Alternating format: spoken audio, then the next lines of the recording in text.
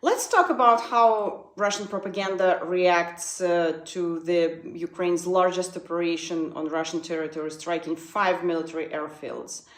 The attack revealed cracks within the Kremlin's propaganda machine. While some outlets remained silent, others called for a nuclear strike on Kyiv and declared the end of Russia's so-called peace party. The operation, codenamed Spiderweb by Ukraine's security service, apparently caught Russian military bloggers off guard. Videos circulated on social media showed burning aircraft in vivid detail. The pro-Kremlin Telegram channel Russia's MIG described June 1st as the worst day since the tragic fall of 2022, when Russian forces retreated from Kherson. Another channel, Richard Wagner, likened the strikes to Pearl Harbor, a comparison that soon dominated Russian media narratives. Some bloggers noted with bitter irony that the attack occurred on Military Transport Aviation Day. Anger spread through the Z community, especially over how easily, judging by the videos, Ukrainian drones appeared to penetrate Russian aerospace and strike high-value targets.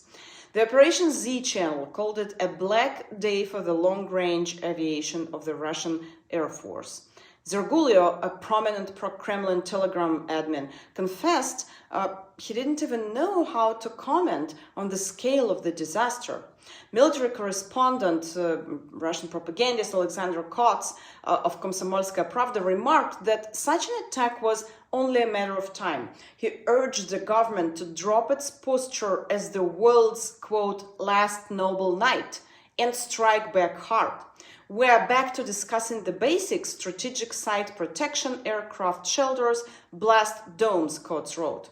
Z blogger Kirill Fedorov demanded that Vladimir Putin follow through on promised nuclear tests and accused NATO of aiding Operation Spiderweb.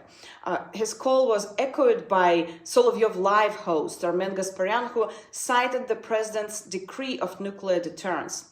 Z military commentator Yuri Kotinok voiced his disillusionment, saying he no longer believed in a tough response from Moscow. The federal government remained actually silent for hours. Nearly 4 hours after the strikes began, the Russian Defense Ministry issued a short statement claiming that attacks in 3 regions had been repelled and that there were no casualties. While the Kremlin remained mute, it was left to local authorities to inform the public and issue warnings.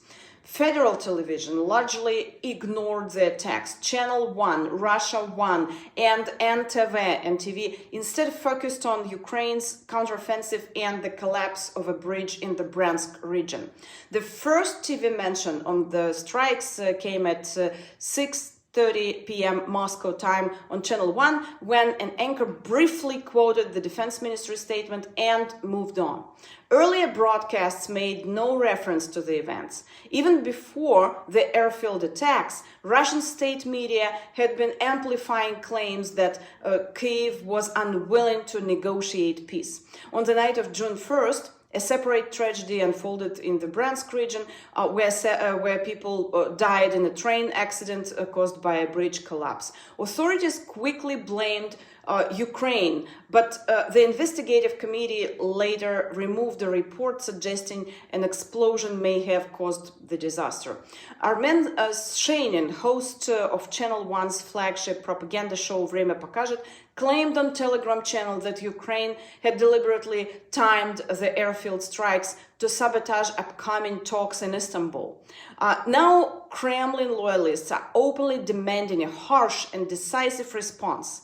But after that operation, it will be difficult for Russia to threaten the world with some kind of Oreshnik that didn't actually have any success. Propagandists were even told to forget about it, and the Oreshnik disappeared from the Russian TV.